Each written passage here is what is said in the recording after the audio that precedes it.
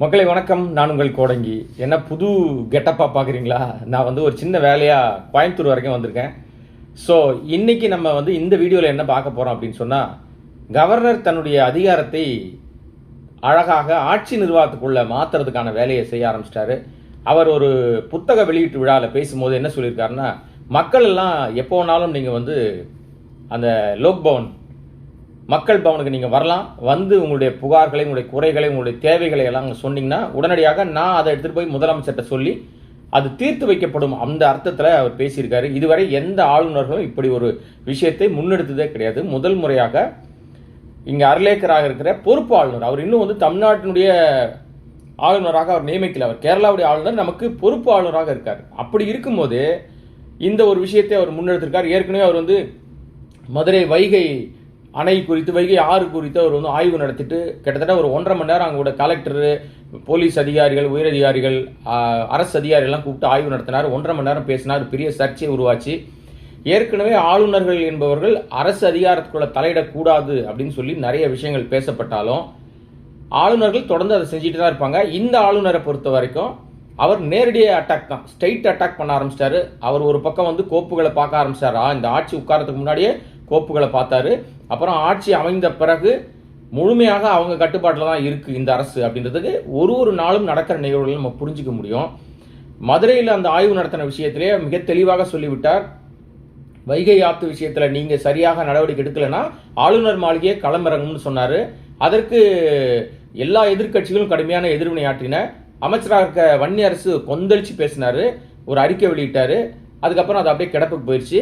அப்புறம் நிர்மல்குமார் அப்படின்னு சொல்லி ஒரு ஷேடோ சிஎம் ஒருத்தர் இருக்கார் இல்லையா, வெளியிடங்களில் சிஎம்முக்கு பதிலாக பேசிகிட்டு இருப்பார்ல, சிஎம்மோட மவுத், அவர் என்ன சொன்னார் அப்படின்னு சொன்னால், ஆளுநர் இந்த மாதிரி இந்த ஆய்வு நடத்துறது, தேவையில்லாத விஷயங்களுக்கு தலையிடக்கூடாது, அரசு அதிகாரில் அவருக்கு யாரும் ஒத்துழைப்பு கொடுக்கக்கூடாது அப்படின்னு சொல்லி ஒரு விஷயத்த சொல்லியிருக்காரு. அவர் சொல்லி ஒரு நாள் கூட ஆகலை.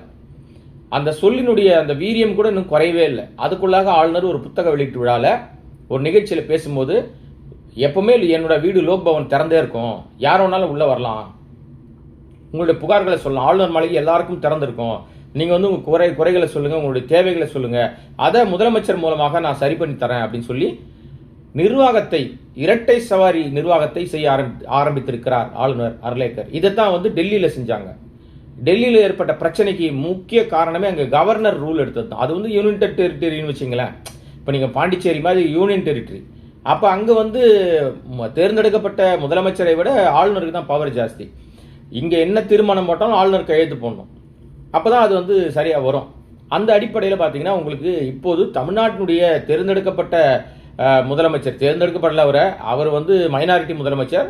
அந்த மைனாரிட்டி முதலமைச்சருக்கு முட்டு கொடுத்த ஆட்கள் எல்லாம் சப்போர்ட் பண்ண இந்த சோபா மாடல் கூட்டணி இருக்கு இல்லையா, இந்த சோபா மாடல் கூட்டணி, இந்த கல்லாப்பட்டி சிங்கார கூட்டணி எல்லாம் வச்சுக்கிட்டு ஒரு ஆட்சி நிர்வாகம் நடக்குது.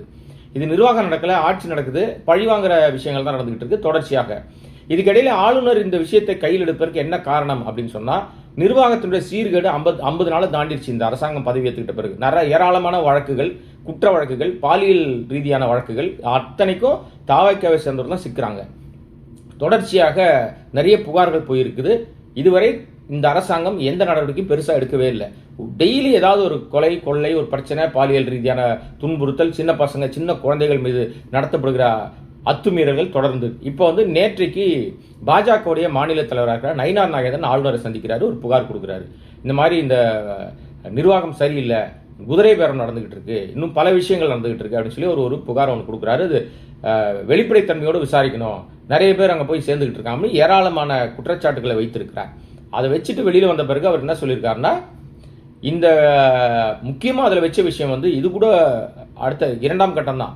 அவர் என்ன சொன்னார்னா, அரசாங்கத்தினுடைய அமைச்சரவை கூட்டம் நடக்குது. முதல் அமைச்சரவை கூட்டத்தில் அமைச்சரவைக்கு தொடர்பில்லாத, அமைச்சரவையில் இடம்பெறாத அமைச்சராகவோ எம்எல்ஏவோ இல்லாத 2 பேர் அந்த கூட்டத்தில் கலந்துக்கிட்டாங்க. அதுக்கான ஆதாரங்கள்லாம் இருக்கு.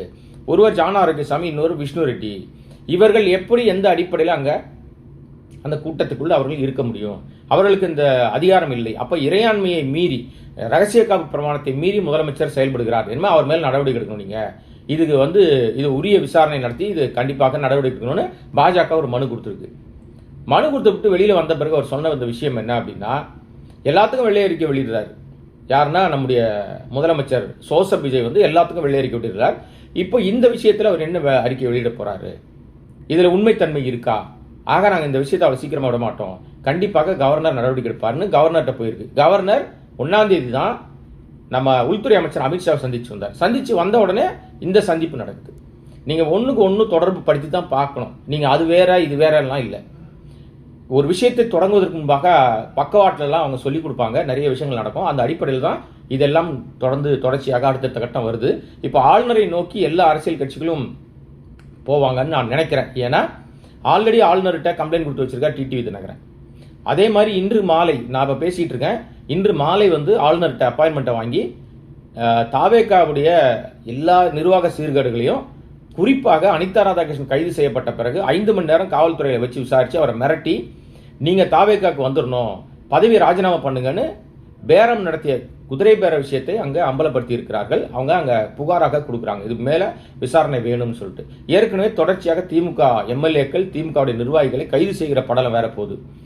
குற்றச்சாட்டுகளே இருக்கா இல்லையானே தெரியாம போலீஸை வைத்து ஒரு அடக்குமுறை ஏவி கொண்டிருக்கிறது இந்த அரசாங்கம் சொல்லி ஒரு புகாரை அவங்க சொல்வதற்கு தயாராயிட்டாங்க. நெருக்கடி முற்றுகிறது. இப்போ அனிதா ராதாகிருஷ்ணன் அரெஸ்ட் பண்ணாங்க, நீதிபதி சொல்லிட்டாரு என்ன புகாரின் அடிப்படையில் அரெஸ்ட் பண்ணீங்க, ஓகே அவர் நான் வந்து சிறையிலாம் அடைக்க முடியாது, அவர் வெளியே விட்டுறேன்ட்டாங்க. ஆனால் இவர்கள் செய்த தவறுக்கு கோர்ட்டுக்கே போக மாட்டாங்க. இப்போ தாவேகாவுடைய ஒரு அமைச்சர் இருக்கார், நிதியமைச்சர், உருட்டுக்கட்ட அமைச்சர்னு சொன்னதான் உங்களுக்கு எல்லாம் புரியும்.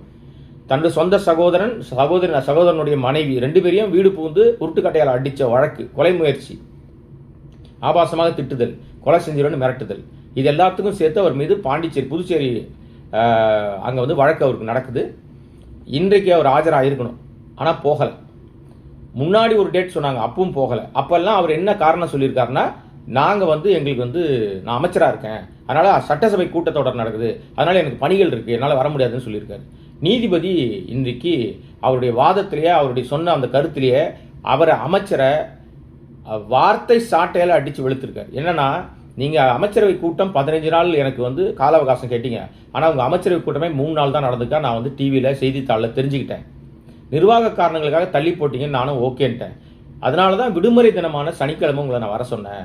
இன்றைக்கும் நீங்கள் 22ஆம் தேதி தான், அதனால் 22ஆம் தேதி வரைக்கும் எனக்கு கால அவகாசம் கேட்குறீங்க, இன்னும் எவ்வளோ நாள் கால அவகாசம் கொடுக்குறது, அடுத்த ஹியரிங் நீங்கள் வந்தே சேரணும்னு சொல்லிட்டு ஒரு உத்தரவை எச்சரிக்கையோடு விடுத்திருக்கார்.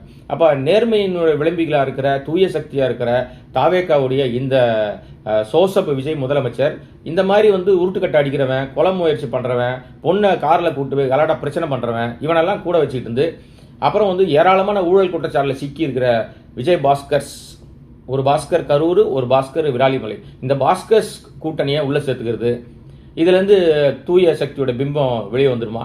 இன்னும் இந்த அமைச்சர்கள் மேலெல்லாம் நிறைய புகார்கள் வந்துக்கிட்டே இருக்கு. ஒரு அமைச்சர் வந்து வக்கீல்களை போடுறதுக்கு, அரசு வக்கீல்களை நியமிக்கிறதுக்கு 3 லட்சத்துல 30 லட்சம் வாங்கினார்னு பொதுச் செயலாளர் மேலேயே புகார் வந்திருக்கு. இன்னும் என்னென்ன பஞ்சாயத்துகள் தொடர்கதையாக இருக்க போதுன்னு தெரியல. இதெல்லாம் ஒட்டுமொத்தமாக கவர்னர் கவனத்துக்கு போனதால தான் கவர்னர் அவர் ரூல் பண்ண ஆரம்பிச்சிட்டாரோ, தமிழ்நாட்டில் இப்போ இரட்டை ஆட்சி நடைமுறைக்கு வந்து விட்டதோ என்கிற தோற்றம் ஏற்பட்டிருக்கிறது. திமுக என்ன பண்ண போகுது அப்படின்றத பொறுமையாக பார்க்கணும். இன்றைக்கு வந்து முன்னாள் முதலமைச்சர் திமுக தலைவர் வந்து அவருடைய அந்த பேரனுடைய நிகழ்வுக்கு தொடர்பாக அதில் கலந்து கொள்வதற்காக பட்டமளிப்பு விழா எதுவும் நடக்குது, அதுக்காக அவர் லண்டன் கிளம்பிட்டார். துபாய் போய் துபாயிலேருந்து லண்டன் போக போகிறாரு. 1 வாரமோ 15 நாட்களோ கழிச்சு தான் அவர் வரப்போகிறார். அதற்குள்ளாக எல்லா விஷயங்களும் ஏற்பாடு பண்ணி வச்சு அவர் லண்டன்லேருந்து வந்த உடனே திமுகவில் நிறைய மாற்றங்கள் நடக்கும்னு சொல்கிறாங்க. என்ன நடக்குதுன்னு பொறுமையாக பார்க்கணும். இன்னும் ஏராளமான விஷயங்களை அடுத்தடுத்த நிகழ்வுகளாக பார்க்க வேண்டியிருக்கு. இடையிலேயே கரூர் திட்டம் நடக்குமா நடக்காதா, கரூர் பயணம் நடக்குமா நடக்காதான்னு ஒரு கேள்வி, மிகப்பெரிய கேள்வி. அது சம்மந்தமாக இன்னும் நிறைய டீட்டெயில் பேச வேண்டியிருக்கு. அது வேறொரு வீடியோவில் நான் பேசுகிறேன். இந்த வீடியோவை சப்ஸ்கிரைப் பண்ணாமல் பார்த்துருக்க அன்பு நண்பர்களே, உங்களுடைய அன்பும் ஆதரவும் தொடரட்டும். இந்த வீடியோவை பல பேருக்கு ஷேர் பண்ணுங்கள். உங்களுடைய கருத்துக்களை கமெண்ட்டுகளாக சொல்லுங்கள். நன்றி, வணக்கம்.